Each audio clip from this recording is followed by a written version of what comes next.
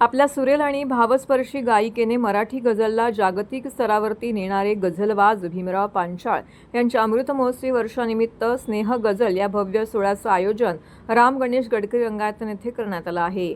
या सोहळ्यात राज्याचे परिवहन मंत्री प्रताप सरनाईक, प्रख्यात गायक पद्मश्री सुरेश वाडकर यांच्या हस्ते पांचाळे यांचा सन्मान करण्यात आला। या विशेष प्रसंगी गझलवाज भीमराव पांचाळे आणि डॉक्टर भाग्यश्री पांचाळे यांनी मराठी व उर्दू गझलांची भावस्पर्शी स्नेह मैफिल सादर करत उपस्थित रसिकांना मंत्रमुग्ध केले। मराठी गझलला केवळ महाराष्ट्रातच नव्हे तर साता समुद्रापार पोहोचवण्यात भीमराव पांचाळे यांचे मोठे योगदान आहे। गझल सम्राट सुरेश भट यांच्यानंतर मराठी गझलांना सुवर्णकाळ प्राप्त करून देण्याचं कार्य त्यांनी केलं आहे। गझल कार्यशाळा, मुशायरे आणि मैफिलींच्या माध्यमातून त्यांनी या कलेचा प्रसार मोठ्या प्रमाणामध्ये केला आहे। मराठी गझलला हक्काचे व्यासपीठ मिळावे यासाठी त्यांनी गझल सागर प्रतिष्ठानची स्थापना केली आहे। या संस्थेमार्फत राज्यभर तसेच देशभरात अखिल भारतीय मराठी गझल संमेलनाचं आयोजन करण्यात आलं आहे, ज्यामुळे अनेक नवोदित कलाकारांना संधी मिळाली आहे। काय सांगणार, 54 वर्ष आपण गझलमध्ये गायक केलेलं आहे। आज सत्कार झाला ठाण्याचा गडकरीमध्ये।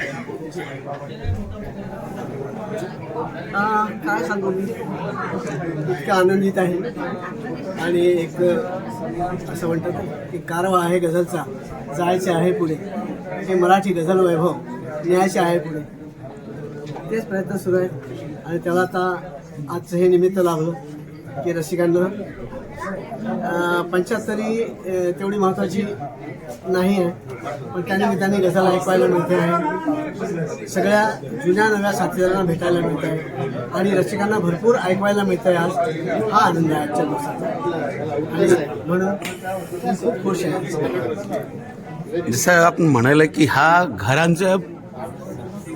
घरचं पोरांसाठी नाही, ते कलांसाठी आहे। ते जे गझलचं जे मान्य असतो ते कोणाला भेटत नाही, जे करतो त्यालाच भेटतं। आणि कसं आहे की जो करेल तो त्या कलेचा वारस, आणि जो मनापासून करेल, रियाज करेल, मनचिंतन करेल, अभ्यास करेल आणि रसिकांसमोर प्रस्तुत होईल आपल्या पूर्ण मनोभावे, की मी म्हणतो की बा रसिकांच्या कानावाटे मनात त्या शब्दांचा आशय पोचला पाहिजे, हा प्रयत्न जो करेल त्याला गझल कळते। रसिकांना काय सांगणार?